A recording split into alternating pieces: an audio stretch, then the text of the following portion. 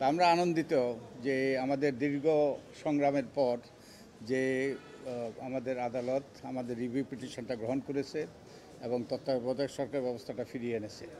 তো এই তত্ত্বাবধায়ক সরকার ব্যবস্থা অর্থাৎ ত্রয়োদশ সংশোধনী বাতিলের পর থেকে 2011 সালে বিচারপতি খায়রুল-হকের নেতৃত্বে যেই আদালত সেটা বাতিলের পর থেকে আমি এ ব্যাপারে সোচ্চার ছিলাম।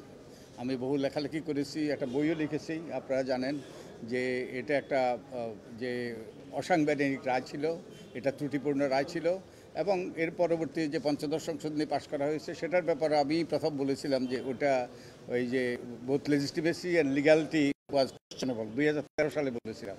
তো এই দীর্ঘ সংগ্রামের পরে শেষ পর্যন্ত এটা একটা আমরা একটা ফলাফল পেয়েছি, আমরা অত্যন্ত আনন্দিত। তো এই দিনে, এই আনন্দের দিনে আমি আমাদের প্রয়াত প্রফেসর তোফায়েল আহমদকে আমরা স্মরণ করতে চাই। তার স্মৃতি, তিনি আমাদের একজন পিটিশনার ছিলেন, তিনি প্রয়াত হয়েছেন, তার স্মৃতির প্রতি শ্রদ্ধা জ্ঞাপন করতে চাই এবং একই সাথে আমি ধন্যবাদ দিতে চাই আমাদের ডিস্টিংগুইশ প্যানেল অফ লয়ার্স এবং তারা সম্পূর্ণ বিনা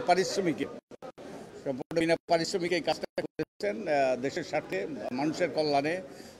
তো আমাদের এই তত্ত্বাবধায়ক সরকার ব্যবস্থা বাতিলের মাধ্যমে এবং যেটা করার ক্ষেত্রে বিচারপতি খায়রুল-হক তিনি যে তার রায়টা অবধ দিয়ে দিয়েছিলেন, তো এর মাধ্যমে আমাদের নির্বাচনী ব্যবস্থাকে নির্বাসনে পাঠিয়ে দেওয়া হয়েছিল।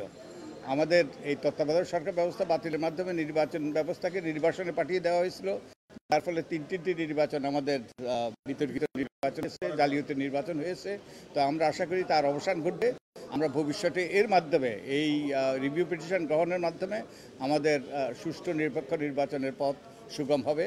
আমি আশা করি আমরা সকলে যারা আমাদের রাজনীতিবিদ থেকে আরম্ভ করে যারাই এ ব্যাপারে ভূমিকা রাখার আছে তারা দায়িত্বশীল ভূমিকা পালন করবে এবং এর ফলে আমাদের আবার সুষ্ঠু নির্বাচনের পথ আমাদের সামনে প্রশস্ত হবে। আর আপনি যে প্রশ্ন করেছেন, আমার মনে হয় না আদালত সেটার উত্তর দিয়েছে বা হয়তো রায়ের মধ্যে এটা সুস্পষ্ট করা হবে।